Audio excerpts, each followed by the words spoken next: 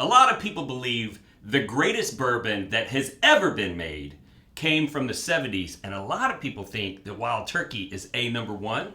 Well, we have an epic dusty bottle find, and if you want to hear about it, then stick around.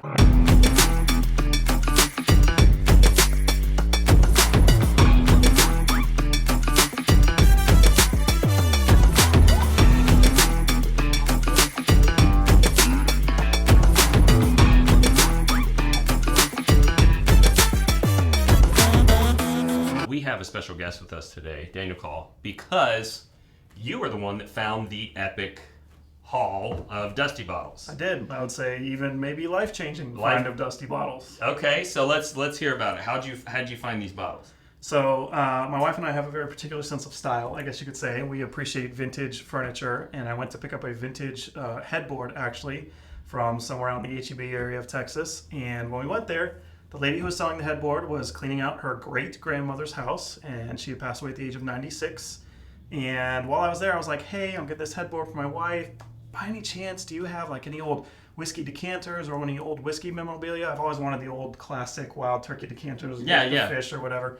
And she was like, well, if I do, it'll be over here. And so we go into the kitchen, which is all original to the 60s, and go into the bottom cabinet on the bottom left-hand side, and she pulls a basket out from the dark bottom corner, and in there is these three bottles.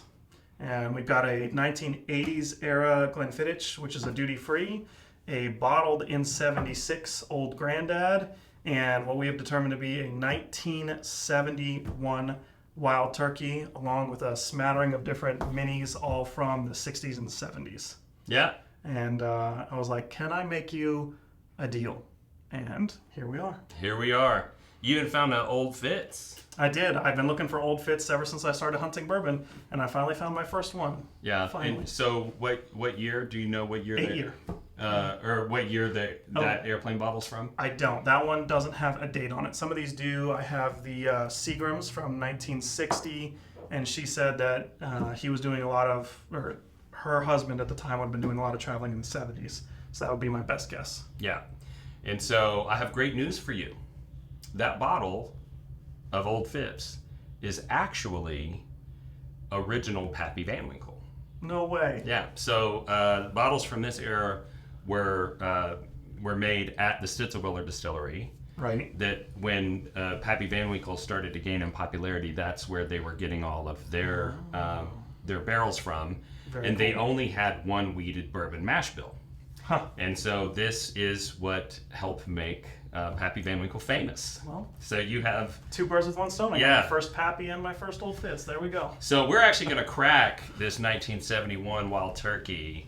So let's talk a little bit about how we figured out what the age was, or what year it was, right? Because if you don't know, on the bottom of most bottles, there's going to be a year that the bottle was made. And there's some other codes on here that are the bottle manufacturer and what bottle shape it was, what mold it came from, but usually the year that the bottle was made. Right. And so, interesting tidbit, that doesn't necessarily mean that this was bottled in that year, right? Because it was the year that the bottle was made. Right.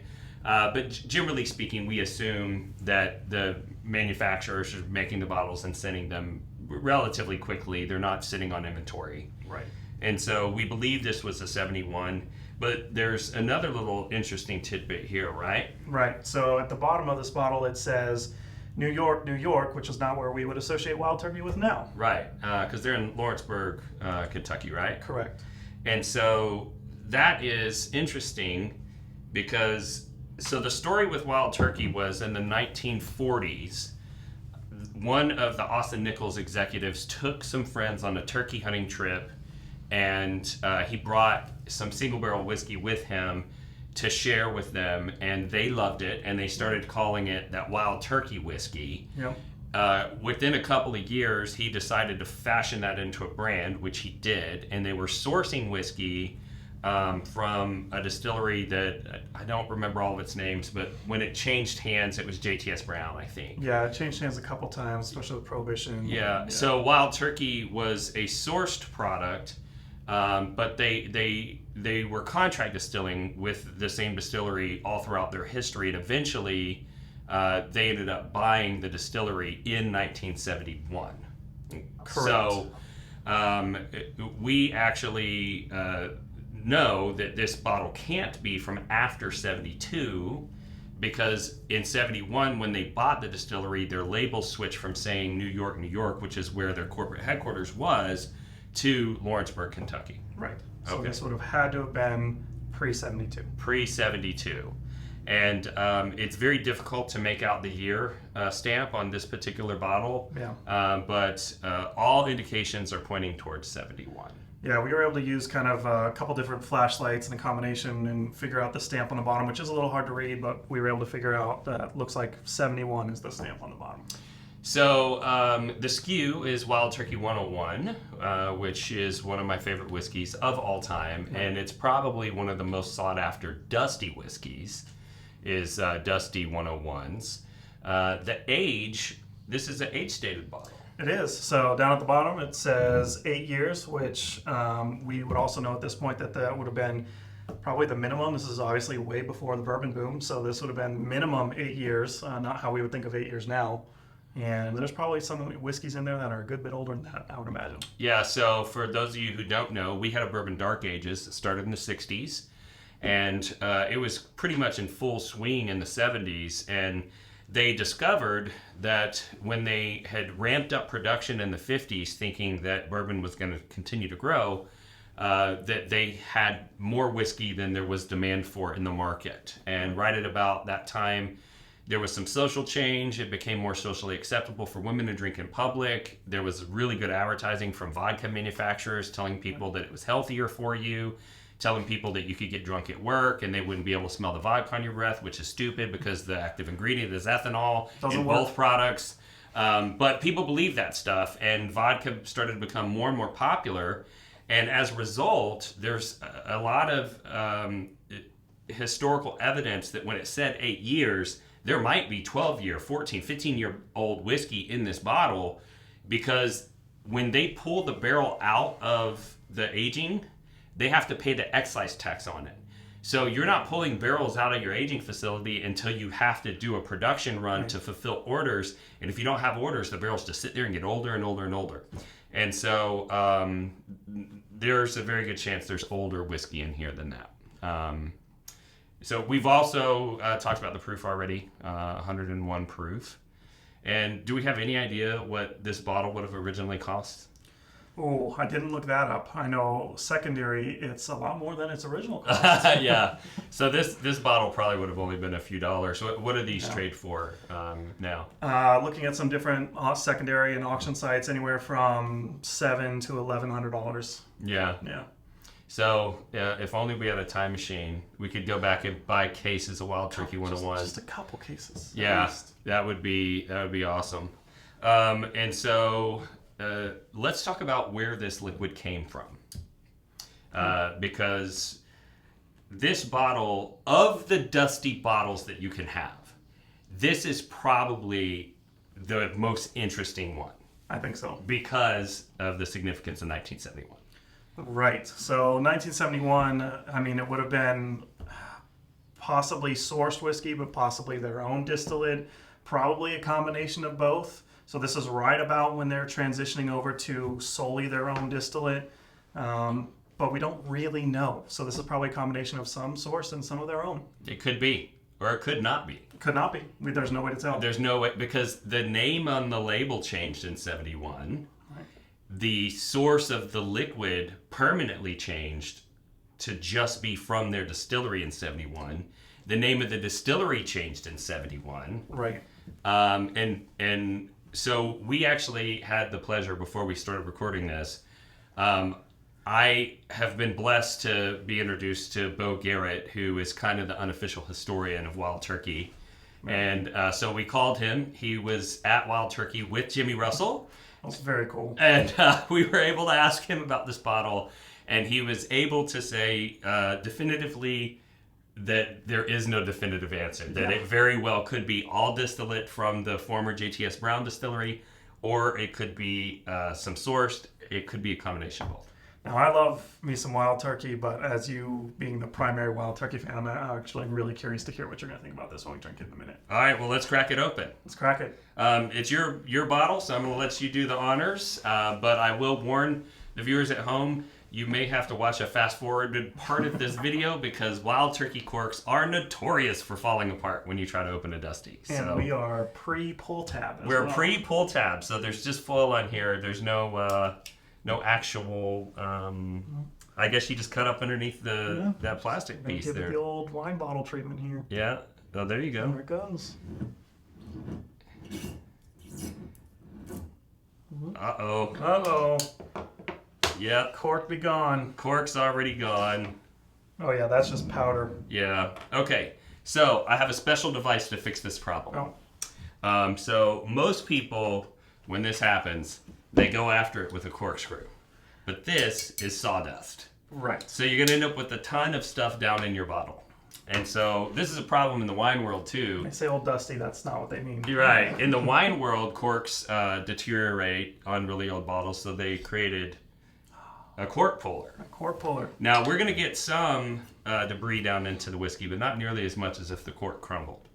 And so what you do is you put these arms on either side.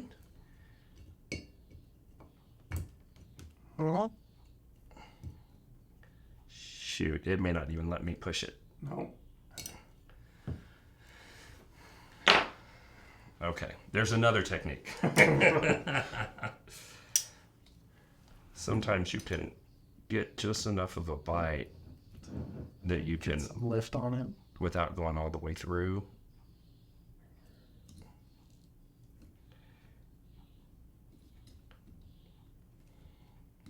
Normally it just cores the center. Right.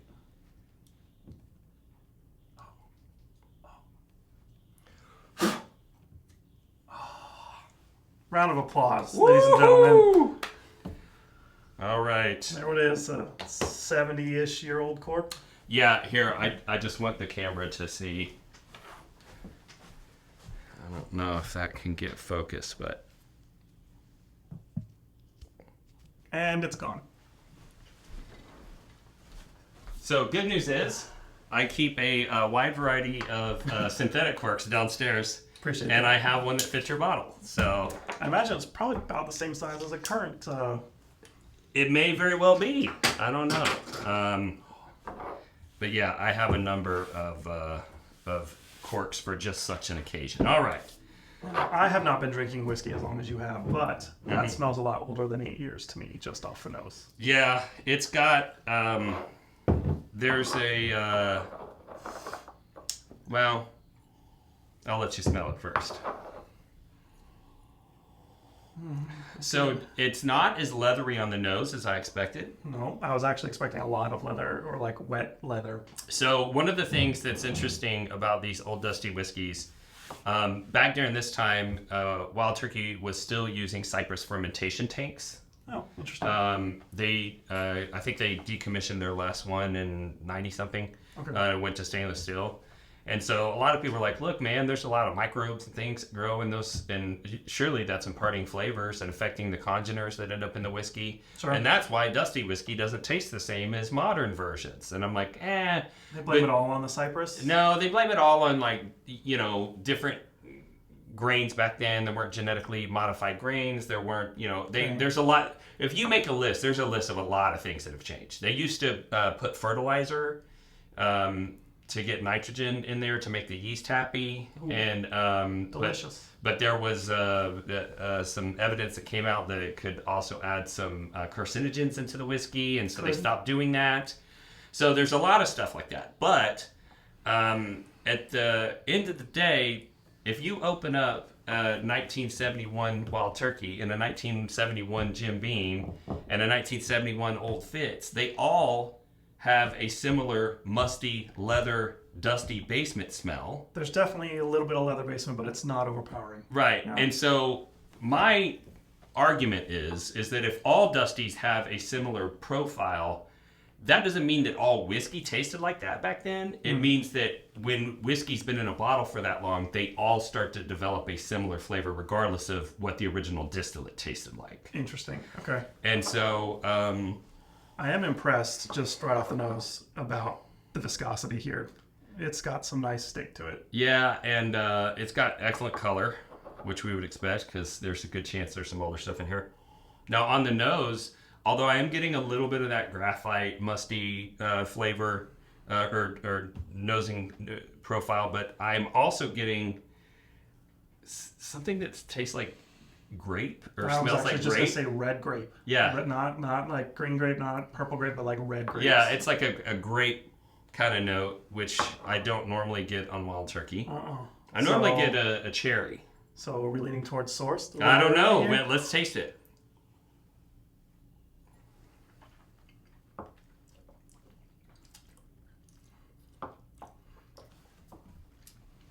Oh yeah, it tastes dusty. I would very easily be able to tell that this was a dusty bottle. It's a little dirt, little earthy, a little leathery, earthy, little wet dog, but a little bit of that potting soil kind of earthiness. But the fruit note's still in there. The fruit note is really, really nice. A little bit of like pepper on the back. Yeah. Getting a little bit of rice spice, a little bit of clove. Maybe a little bit of cinnamon on the finish. Cinnamon and like, I'm getting some butterscotch. Oh, but cinnamon and Werther's. I've never had a dusty turkey that wasn't a butterscotch bottle. Yeah. This is like Werther's original. If you were to throw me Werther's original and coated in some cinnamon, like I'm right there with this.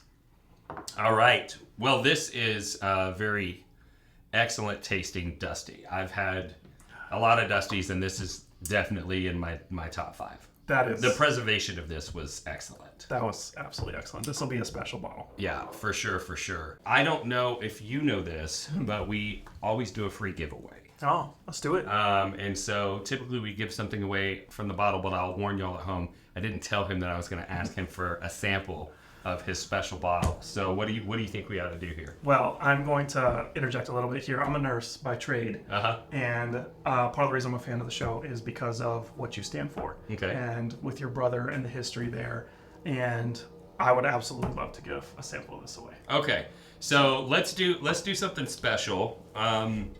Let's do a sample of. We'll do a 1 ounce sample of this. And I'll throw in a Russell Single Rick House. There we go. And I'll throw in a Wild Turkey 12-year age dated from Japan. So 3 ounce sample pack.